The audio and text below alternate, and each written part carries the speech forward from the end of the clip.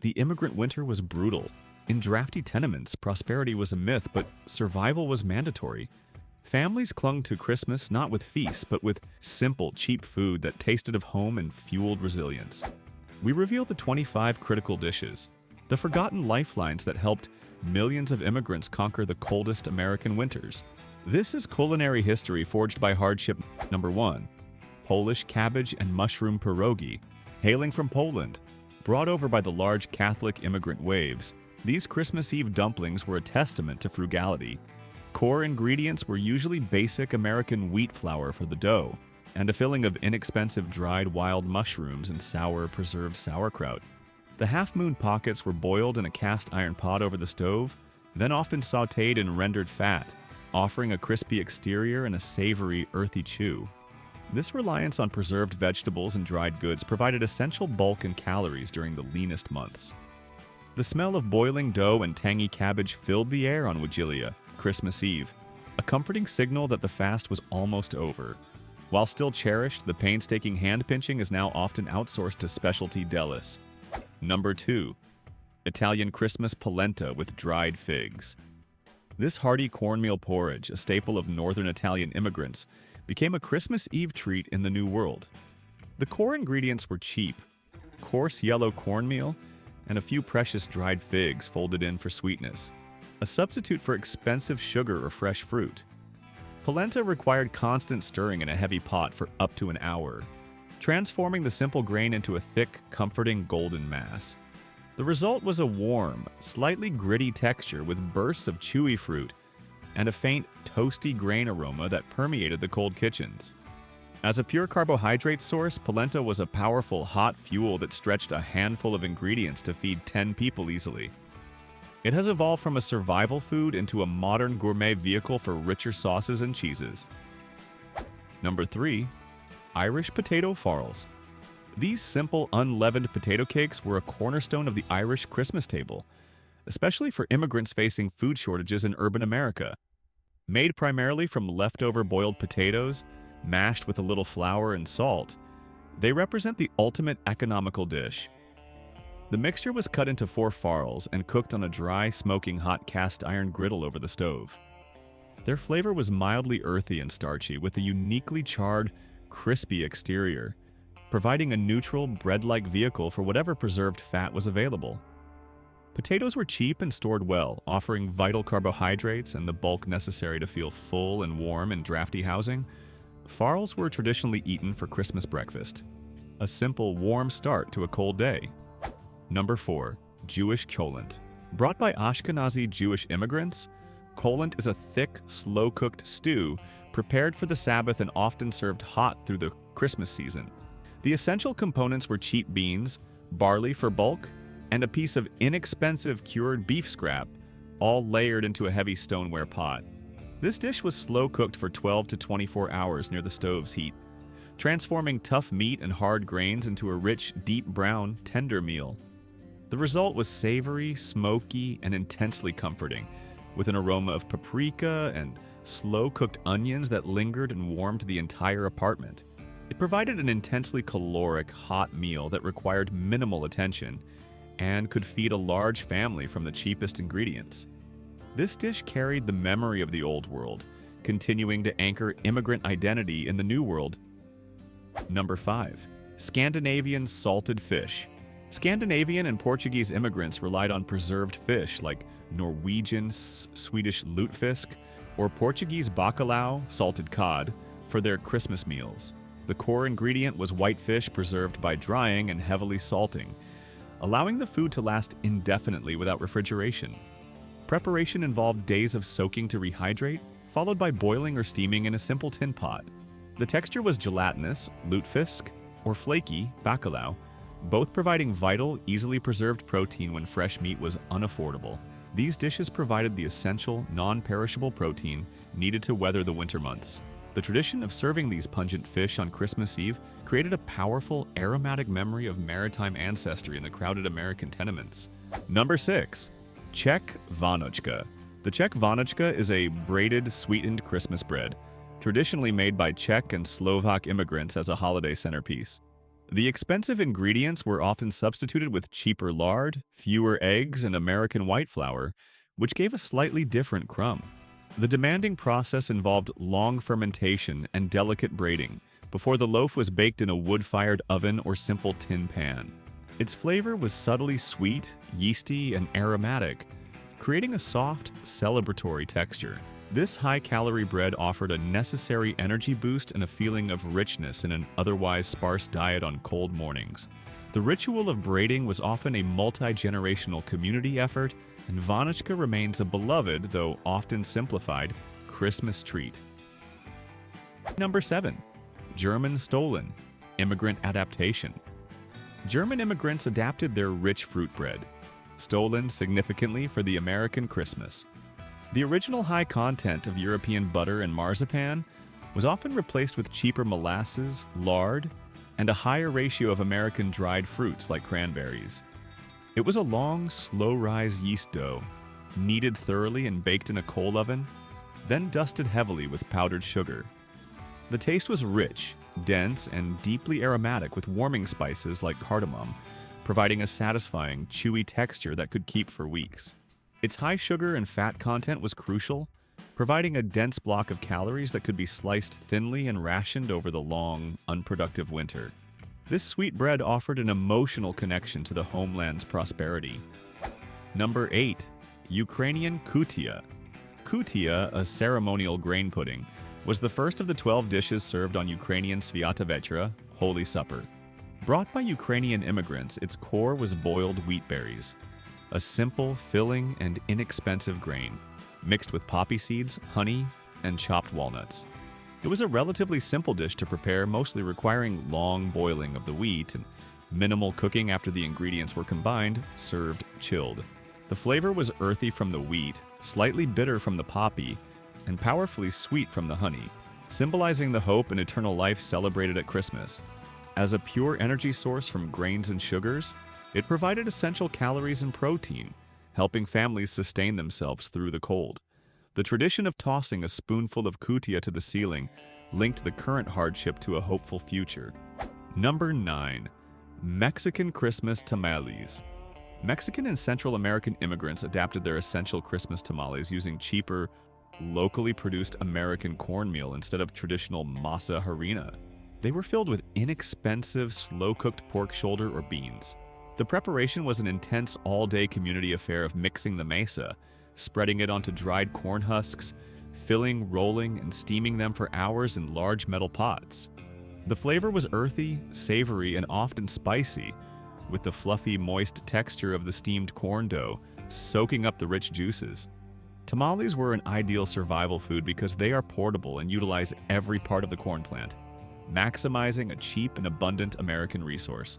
The communal process of making them forged powerful social bonds and kept cultural memory alive. Number 10. Portuguese salt cod stew, caldeirada. Portuguese immigrants relied on bacalhau, salt cod, in stews like caldeirada for their Christmas feast. This inexpensive, barrel-packed fish was combined with potatoes, onions, and cheap root vegetables like carrots. Preparation involved long soaking of the cod, then slow simmering in a heavy pot, allowing the flavors of the preserved ingredients to marry into a comforting broth. The flavor was salty, robust, and savory, with the rich flakes of fish balanced by the comforting softness of the potatoes. The combination of protein, starch, and minimal seasoning provided maximum nourishment from limited, long-lasting ingredients. The dish symbolized the resourcefulness of the immigrant, transforming a hard, salted block into a celebratory meal. Number 11. Greek avgolemono soup. Greek immigrants often served avgolemono, a simple but rich lemon egg soup, as a warming meal during the holiday season. The core ingredients were chicken broth, often made from boiling inexpensive chicken scraps, rice or orzo for bulk, and a final addition of eggs and lemon juice to thicken it. The preparation was quick, involving boiling the grains and then carefully tempering the egg-lemon mixture off the heat to create a smooth, creamy finish. The taste was bright, slightly tangy from the lemon, and savory with a comforting, velvety texture that instantly warmed the body from the inside out. As a hot, easily digestible liquid, it was vital for hydration and provided necessary protein and energy for the elderly or sick. The simple act of stirring the avgolemono base on Christmas Day carried the warmth of the Mediterranean into the cold American winter. Number 12. Hungarian goulash soup. Brought by Hungarian immigrants, this beef and vegetable soup-style stew was a hearty, cost-effective winter warmer. The core ingredients included tough, cheap cuts of beef, inexpensive potatoes, and a generous amount of paprika, central to the cultural identity. The process required hours of slow simmering in a deep cast iron pot, allowing the tough meat to break down and the paprika's flavor to deepen. The flavor was earthy, deeply savory, and subtly sweet and smoky, creating a rich, thick liquid with tender pieces of meat and soft vegetables. Its survival function was its ability to turn the cheapest cuts of meat and root vegetables into a nutrient-dense meal that could feed a large family for days. The rich ruby red color of the soup was a visual luxury in a colorless winter landscape. Number 13.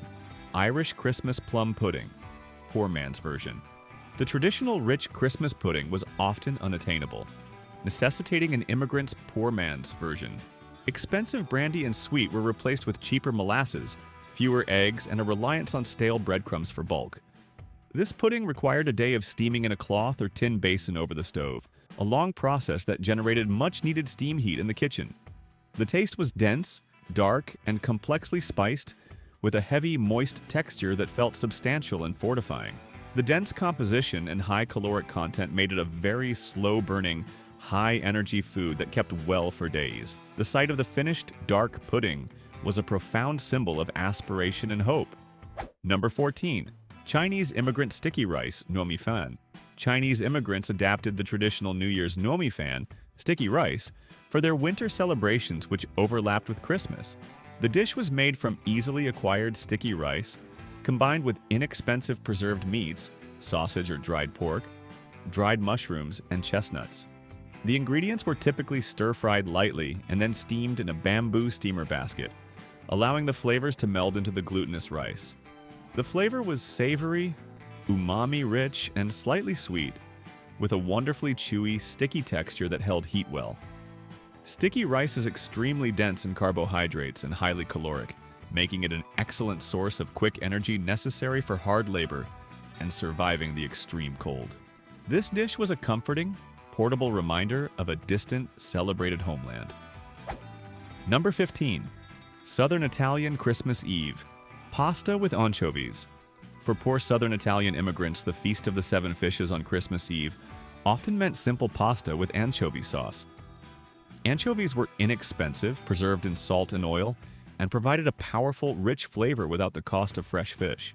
They were dissolved in olive oil, or cheaper animal fat, with garlic, simmered quickly, and tossed with simple dried pasta. The dish was intensely savory and salty, with a subtle umami depth, served piping hot and slippery with oil. This meal provided essential, easily stored fats and protein, and the pasta offered the bulk needed to satisfy a large family cheaply. The distinct pungent smell of the anchovy sauce cooking was the unmistakable aromatic signal of the Christmas Eve vigil. Number 16. Serbian Kwaj Balkan Prebranak, baked beans. Balkan immigrants brought the tradition of prebranak, a rich, slow-baked bean dish. The main ingredients were simple white beans, onions, and generous amounts of paprika and oil. The preparation involved long soaking, then layering the ingredients in a deep pot, and baking slowly for hours in the low heat of a communal oven or wood stove. The result was a creamy, deeply savory, and slightly smoky flavor, with the soft, almost mashed texture of the beans enveloped in flavorful oil.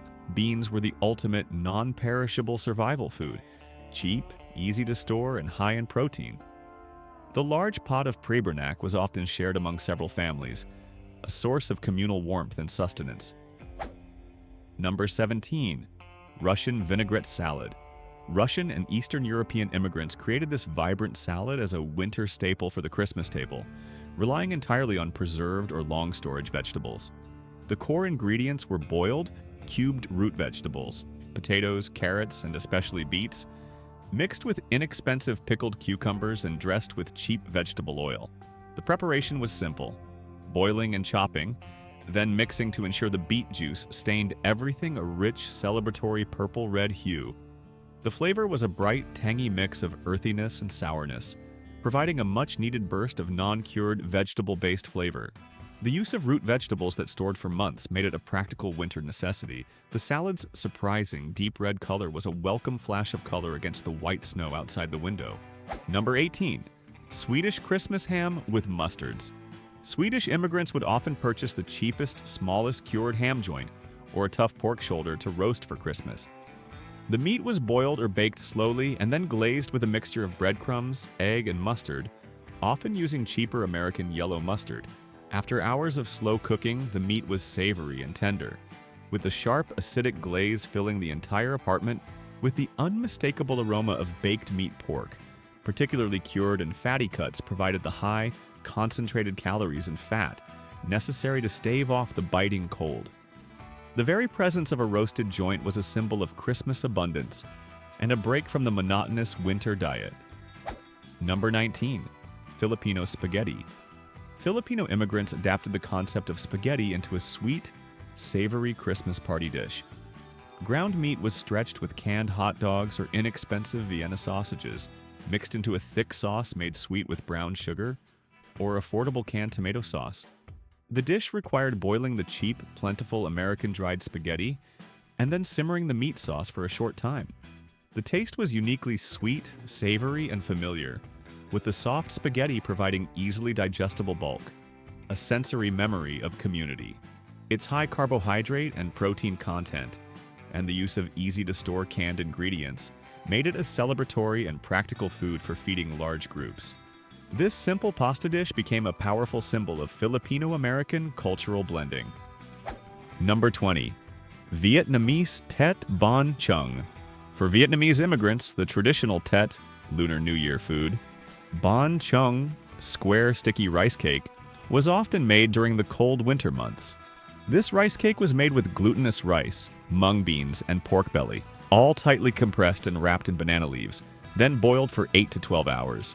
The final product was a dense, earthy, and savory block, with the firm, sticky texture retaining an incredible amount of heat. Its extremely dense caloric nature and long shelf life made it a perfect survival food, easily rationed for a family. The hours-long boiling process provided crucial, sustained, ambient heat to the small, cold homes. Number 21. Korean mandu soup. Korean immigrants often prepared mandu, dumplings, for Seolal, Lunar New Year, which was a communal Christmas-y winter tradition. The dumplings were filled with a frugal mixture of tofu, cheap protein, ground pork scraps, and clear cellophane noodles. They were boiled quickly in a broth made from cheap beef bones, served as a steaming soup. The taste was savory and delicate, with the thin, slippery wrapper contrasting with the hearty filling, offering warmth and light sustenance. The large batch of mandu could be made ahead and stored outside or in a cold cellar, ensuring a quick, protein-rich meal was always available. The slurping of the hot soup, often with the steam warming their faces, was a potent sensory memory for children crowded around the small table. Scottish shortbread, immigrant style. Scottish immigrants cherished shortbread, a simple cookie made for Christmas and hogmanay. The traditional recipe used butter, sugar, and flour, but the expensive butter was often stretched or replaced with cheaper lard or margarine in America. The preparation was simple and quick, requiring basic mixing and then baking on a tin sheet, filling the room with a comforting, familiar baking smell. The resulting cookie was crisp, crumbly, and sweetly buttery, providing a small but necessary burst of fat and sugar. This easily transportable and non-perishable item was a great source of dense calories that could be gifted or stored for weeks. The simplicity of the ingredients reflected the frugal nature of the Scottish immigrant. Number 23. Jamaican Christmas Sorrel Drink. Jamaican and Caribbean immigrants brought the tradition of the Christmas sorrel drink, made from the sorrel plant sapals, spiced with ginger, cloves, and allspice. The ingredients were boiled for hours with the spices in a large pot, then strained and sweetened with molasses. The drink was tart, sweet, and intensely spicy, served either hot or cold, offering a burst of flavor and a feeling of warmth in the chest. The drink provided a necessary source of vitamin C and was a powerful, hot liquid that helped to combat the damp, chilling cold of poorly insulated homes. The rich ruby red color was intensely festive, a tropical memory brought to life in the snowy landscape of America. Number 24. Eastern European buckwheat kasha. Buckwheat kasha was a ubiquitous winter staple for many Eastern European immigrants, often served as a hearty side dish at Christmas. The core ingredient was buckwheat groats, a cheap, easily stored grain, typically toasted and then boiled with water or thin broth, often mixed with sautéed onions.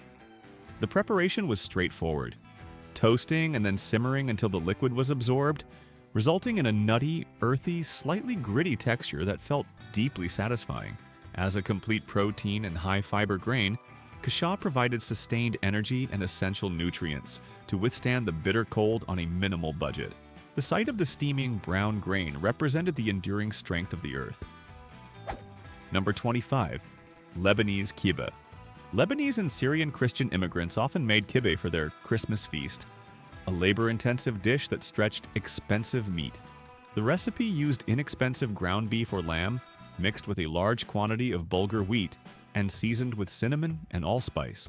The preparation involved careful shaping of the paste, either frying the balls or baking the mixture in a large pan, yielding a dense, filling result. The flavor was savory, rich with meat and deeply aromatic with the warming spices, with the bulgur providing a satisfyingly chewy, dense texture. By combining a small amount of meat with a large volume of grain, kibbeh maximized the caloric density of the meal. The distinct aroma of the baking spices on Christmas Day was a fragrant bridge to a distant, sun-drenched homeland. These 25 dishes born of scarcity and memory were more than just meals. They were a culinary ledger of survival. They tell the story of a people who found a way to celebrate hope in the face of poverty, transforming cheap grains, preserved fish, and simple spices into the warmth of Christmas. The aroma of boiling cabbage and slow-simmered beans was a lifeline, a profound act of cultural resilience that anchored them to the past while feeding their future. They are the true foundation of the American Christmas table, a bittersweet, savory, and enduring legacy of every immigrant who used the power of food to survive the American winter.